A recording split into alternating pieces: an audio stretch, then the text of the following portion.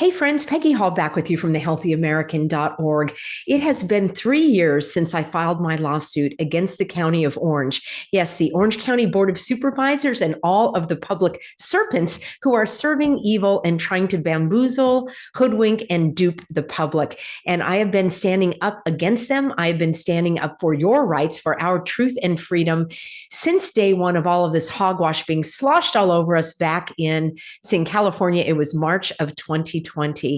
And I stand before you in victory. Yes, I have long said that victory is ours. Now, it may be a different sort of victory. It may not be the victory that you might have expected, or maybe you didn't expect a victory at all. I'm going to break that all down for you in just a moment.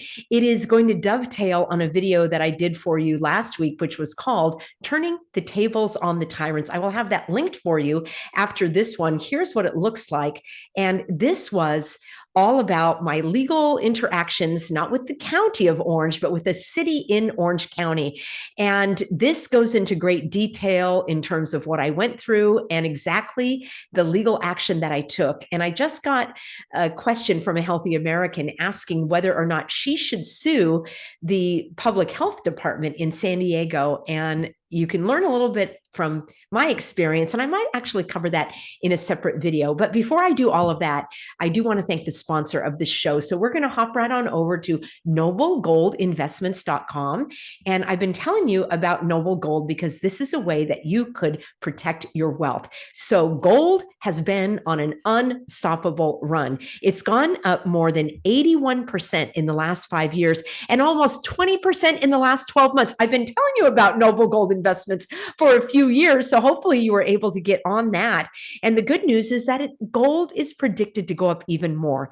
UBS, which is an investment bank, says that gold could go up to $5,000 an ounce. So Noble Gold Investments phone has basically been ringing off the hook.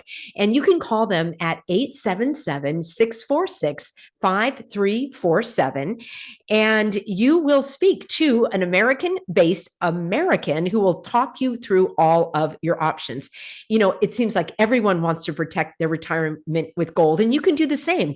So Noble Gold Investments will help you to secure some gold, some actual physical gold to protect your future. And from day one, as I say, you work with the same dedicated all-American expert. So whether you are a beginner or an experienced investor, Noble Gold Investments will make sure that you get all the help that you need. And this month, you can get a free 1/4 ounce gold standard coin if you open a qualified account. So go to noblegoldinvestments.com. I will have a link for you in the description box below, along with the disclaimer that, you know, all investments carry a risk. There's no guarantee of any kind, but get your questions answered and get all of the information in the description box below. Friends, I stand before you in victory. Yes, victory is ours. And I want to thank each and every one of you that has stood by me in this unbelievable roller coaster ride of my suing the Orange County Board of Supervisors. This is important, even if you don't live in California, even if you don't live in Orange County, even if you don't live in the United States, because this case, well, number one, was all about following the law. There are 5 supervisors. In some counties, they're called commissioners. In California, they're called supervisors. And they're the ones that hold the purse strings for the money that is doled out in the county. So in Orange County, they take care of the Orange County Airport, the parks, the beaches, the sheriffs, the prisons, and then all sorts of their cronies where they line their pockets with all of these fraudulent dollars. And I know that for a fact, because I've covered that story on this channel many times, including the then chairman of the Board of Supervisors, Andrew Doe, yes, D-O, Andrew Doe and his dough. And he was giving the dough to his 22-year-old daughter, who miraculously created a nonprofit organization, even though she never held a job in her life. And her daddy Doe gave your and my dough to her to the tune of $13.5 million. And they're being raked over the coals because she has never shown one shred of evidence as to what she did with that money other than pocket it. So I can say with a great deal of confidence that these stupid advisors, yes, that's how you pronounce it, were lining their pockets with your money and my money and the federal money that apparently was printed out of thin air during all of the, the cooties hogwash because, safe and effective. So billions of dollars going to these sham companies that were created out of thin air to do testing and to give away food. Well, why should we pay for giving away food? Couldn't the people buy their own food? They were doing it prior to the hogwash. Suddenly they couldn't. Oh, I could go on and on and on and on. And I've done so for the last 3 years. So I've done so many videos about the lawsuit, but the basic summary is that these frauds, phonies, and fakers in public stated that if we end the emergency, we will not get any more money. Even though we're not in an emergency, we're not going to end it because we're not going to get any more money. They said that, and I have it on tape, and it's on my website. It's on this channel here. Look under my Board of Supervisors playlist. And then they went on to say, we are never going to end the emergency until the governor tells us to.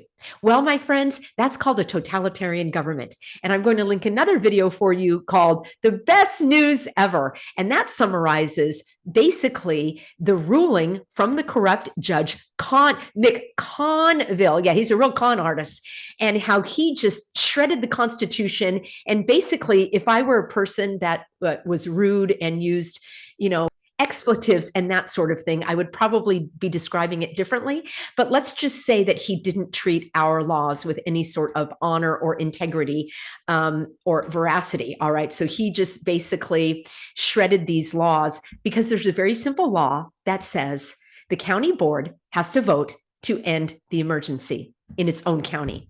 It declared an emergency in Orange County. The board declared an emergency in Orange County. The board has to end the emergency in Orange County. They still haven't done so in accordance with the law. You heard me right. So what they did do is they pulled out all the stops in pulling the judges off the case. The first judge ruled in our favor, saying that the county is out of line and they have to follow the law. The judge gave them 3 months to come back and show that they were following the law, and they never did. In fact, they continued to violate the law at a higher and higher level, and we pointed it out every step of the way. So what they did was basically like musical chairs with the judges. They kept pulling the judges off the case, putting on a new one until we were left with the great con man, McConville. Yes, that's exactly his name. You see, I respect people who follow the law. Oh, I didn't mention that Doe, his wife, is the #2 presiding judge in all of Orange County in criminal cases. Yeah, so good luck getting some kind of ruling against Doe, Dodo Bird, as some of you have called him. Yes, coming from communist Vietnam, apparently not for freedom because he's not following our American laws. Just putting it a little bluntly there for you. So anywho, as it goes on and on and on, and my pockets are, they're bleeding me dry through my pocketbook, thanks to all of you that supported me. And of course, all of the sleepless nights and the upset and the focus and the time and the energy, you really have to have a strong stomach to go through these court cases, which is why I decided back in my early adulthood that I would not pursue a career in law. Now, I do know a couple of attorneys that I actually respect. Yeah. Did you catch that? A couple of attorneys. Yes, because by and large, let me know what you think about the profession. And these clowns in the court jesters in the courtroom, I feel sorry for them as well because they have to live with their conscience. But I've covered this in many, many, many, many videos. So on and on and on it goes. And now we're 3 years in, and the slimy serpents and their slimy court jesters that came in to defend the county actually continued to delay the case and bleed me dry to run out the clock until the governor finally declared that the emergency was over. And you know what? It doesn't matter that the governor declared that the emergency was over, because the county has to declare that the emergency is over. They have to vote on it in public. And to this day, they never did it. So through all of the demurs and the motions to dismiss and the motions for mootness and all of this stuff that I've covered overall, the judge issued his final ruling saying, it's moot. You don't have a case. There is no emergency. There's nothing to talk about here. So you know what that's like, everybody? That is like somebody parking at a red curb or in front of a fire hydrant, and they keep getting tickets and they never paid the tickets. And the law is clear. The curb is red. There's a fire hydrant. The person got the tickets. They never paid the tickets. That's the county violating the law month after month, year after year, racking up all of these violations of the law. And then they suddenly painted the curb white and they removed the fire hydrant. So then the perpetrator says, well, I don't have to pay those tickets because the curb is white. That, my friends, is the exact analogy. The county and apparently the cons and the court jesters said, well, there's no emergency, so there's no case. How do you like them apples? Well, them are pretty rotten apples. And I stand before you in victory. I started the broadcast saying that, and I'm going to explain exactly why. Number one, I told the county that I was going to take legal action, and I did. That's victory number one. Victory number two, I stand on my own integrity and dignity, knowing that I just didn't complain about things, but I actually did something about it. So that's a second victory. A third victory is that we educated so many people about these laws and about your rights and about, well, that's victory number three. So many people, including you, because you've told me in the comments and in your private emails to me that you learned so much about how the county operates, all of the corruption that's going on. So that's a third victory. Actually, the fourth victory is all about exposing the corruption. So the third victory was all about defending your rights and educating people along the way, including all of the court reporters had to listen to all of our testimony and my discovery and the deposition that I gave. They listened to that, and I am positive that they actually agreed with me. I believe that those slimy attorneys actually agree with me and believe me because they know that I am standing up for their rights and defending their freedom. So I know that deep down, if they have a heart and a conscience that God has not turned to black, that they actually do appreciate what I did. So that's another victory. So I think that would be number four. Number five is we have exposed the high levels of corruption at the county. Number six, we've exposed the high levels of corruption at the court, because here we go again. Judge McConville obviously needs to go back to law school, or maybe that's what they teach in law school, how to skirt the law. Heaven knows I didn't go to law school, and a good thing I didn't. I can read the law and understand the law without going to law school. I don't want to learn about all of those slimy tactics that they're taught. So I could go on and on and on and on. I stand before you in victory. I told the county that I was going to sue them, and I did. In fact, it's so strange because it was basically like getting an injunction. That's what I was seeking. I was simply requesting the court to tell the county to follow the law and hold a public meeting to vote on the emergency. That was it. They didn't even have to end the emergency if they didn't want to, but they were required to hold a public vote. They haven't done it to this day. They still haven't done it. How do you like them apples? Them are pretty rotten apples, but I feel fantastic. I am free. I am free from the shackles of having to go through these shenanigans and the hogwash and the hoodwinking and the duping and the swindling of all of these thieves, crooks, and their cronies. It's absolutely despicable. Now, you ask, will there be an appeal? I am going to pray about that.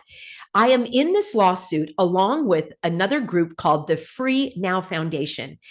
The organizers of the Free Now Foundation have been freedom fighters for a long, long time. And if they are able to raise the funds to continue the appeal, God bless them. I think that's fantastic. My pockets have run dry. I ran the race. I know that God is directing my steps. I pray for his wisdom and direction and protection and peace. So not only do I stand before you in victory, I stand before you in peace. I did what I said what I was going to do. I have zero control over the corrupt courts, over the corrupt judge, over the corrupt clowns that are masquerading as the counsel for the attorneys for the county. And I am free, and I am grateful for all you did to support me. Thank you, everybody, for being on board. Remember, you can always get my written comments in my Substack. That's peggyhall.substack.com. Let me know in a comment what you would do if you were in this situation. I'm going to bring you a video tomorrow all about, should I sue? And by I mean you. Someone asked me, should I sue the County Department of Health for violating my rights? I'm going to tell you my opinion. I'm going to tell you some options, and I hope that you'll stay tuned for that. Thank you to the moderators. Thank you, everybody, for being on board. And say it with me: victory is ours, because God alone takes the vengeance on these serpents. It is not up to me to do so. I have a clear conscience that I did what I set out to do. I cannot force the circumstances or the results. I can only control myself, my thoughts, my feelings, my knowledge, my behaviors, my actions. I'm glad that I took action. It made a difference. It educated people along the way. It showed the county that I was a person of my word. It's what God directed me to do. And I was able to expose the depths of corruption. Thank you, everybody, again. And I look forward to seeing you in tomorrow's video.